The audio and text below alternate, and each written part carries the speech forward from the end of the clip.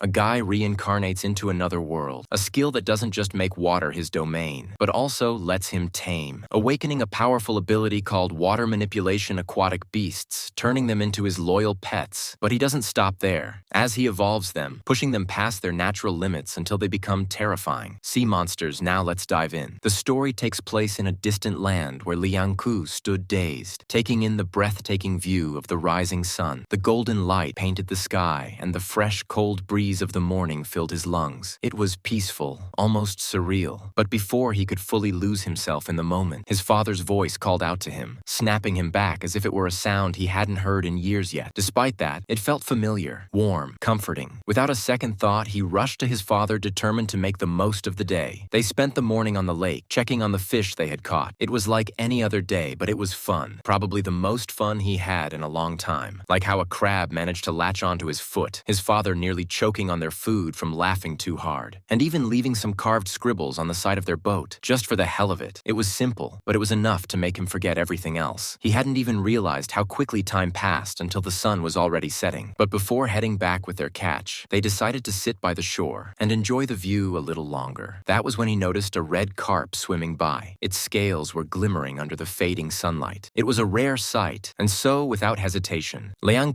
dived into the water, but the moment he hit the surface, the fish was gone and everything around him. The lake was empty with no signs of life, and no matter how hard he struggled, he couldn't move forward. Like something was holding him in place, and suddenly his chest tightened. His limbs grew heavier, and the only thing on his mind was hoping his father would pull him out. But the world around him dimmed. And just like that, he woke up, except his father wasn't there. Instead, two strangers stood in front of him, and that's when reality hit. The day with his father was all just a dream in truth. He was tied up, captured by these bastards. Shang had tricked him, making him believe he was guiding them, but in reality, they just wanted to use him as bait for the water monster, a cruel fate. But Leang remained calm because this wasn't his first life. The young kid was a transmigrator from another world. It's already been a month since he arrived in this world. Taking over this body, the original owner had died from an illness, and somehow he ended up here in his place. His mother died in childbirth, leaving him to be raised by his father alone. And for years, it was just the two of them until 3 months ago, when his father succumbed to a respiratory disease. But now all those emotions, the grief, the loneliness, and the longing had become his own. And that was something new for him, as he had never known what it felt like to grow up with a family. Still, in the past month, he had adapted to the former owner's relationships and daily life. He had also discovered something else. This world wasn't normal. It possessed extraordinary powers. People here could train their bodies and minds to reach incredible states, surpassing human limits. Those who succeeded were called cultivators, but it wasn't just humans who could evolve through training. Animals could too. And those who did were known as mythical beasts. And speaking of the devil, one had just appeared right below them. Even Jung, a seasoned cultivator, felt his legs go weak the moment he laid eyes on it. He had expected the water beast to be about half a meter long, but it turns out the info was all wrong. And the moment it surfaced, it easily rocked the boat, sending ripples of panic through everyone on board. But Zhang wasn't the type to go down without a fight. But yet, he had trained for 10 years. And if this thing wanted to swallow them whole, it would have to work for it. So the second the beast lunged closer, he went all in, unleashing his strongest. Moved to meet it halfway. But motherfucker was huge. Its jaws alone were bigger than him. And before he could even process what was happening, he was gone, swallowed whole like a bite-sized snack. The boat shattered into pieces in the process. So the old guy was absolutely panicking. Never planned to die here. This wasn't part of the script. The way things were going, he needed a plan, and fast. And that's when the bright idea hit him. So without hesitation, he stabbed our boy's hand and shoved him straight into the water, hoping the blood would serve as a distraction. And because Leang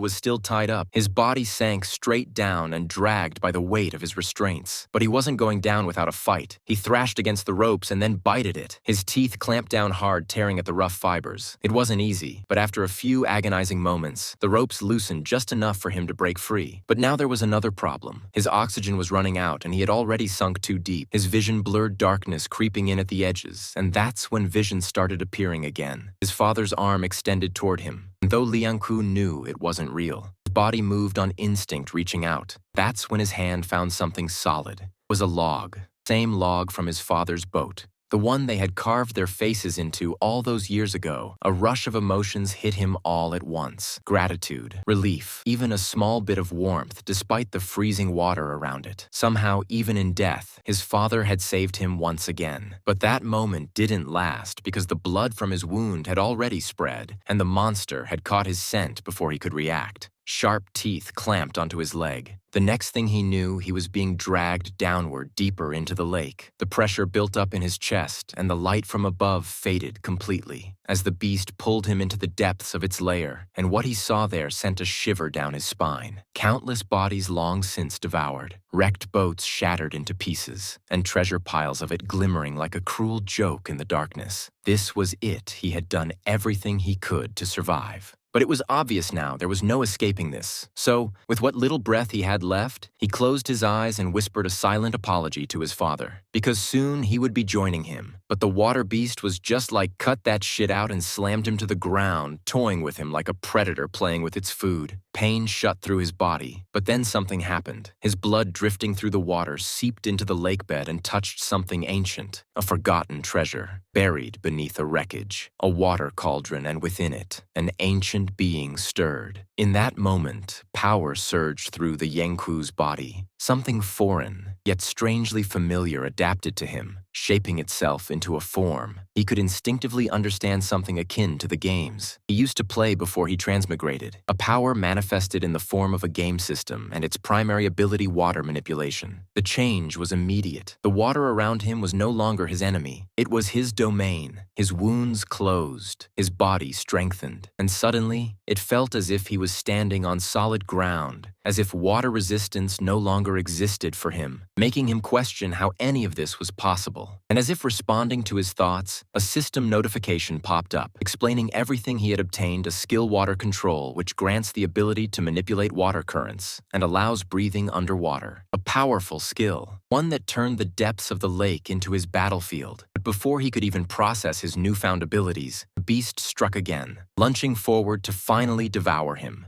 This time, Yangku wasn't helpless with just a thought. The water twisted and surged, catching the beast mid-swim and suspending it in place. A rush of power filled him, intoxicating feeling that made him realize if he was underwater. The system responded. It turns out he wasn't just a simple waterbender. As he had other skill called blood domination through his own blood, he could inscribe ancient ruins, forming a contract with aquatic spirit beasts, a revelation that made his pulse quicken, as this was exactly what he needed, and in just a second, he already had a plan. The moment surged toward him again. He used water control, forcing it to stop just long enough to inscribe necessary runes, creating a blood domination talisman. As soon as the beast broke free from his waterhold, he weaved around its massive form and slammed the talisman to its head. Forming a contract was easier said than done. It was a battle of spiritual force. The beast fought back, lashing out with the intent to crush his very soul. His vision darkened, his body stiffened. For a moment, it felt like the creature's will was completely overwhelming his own.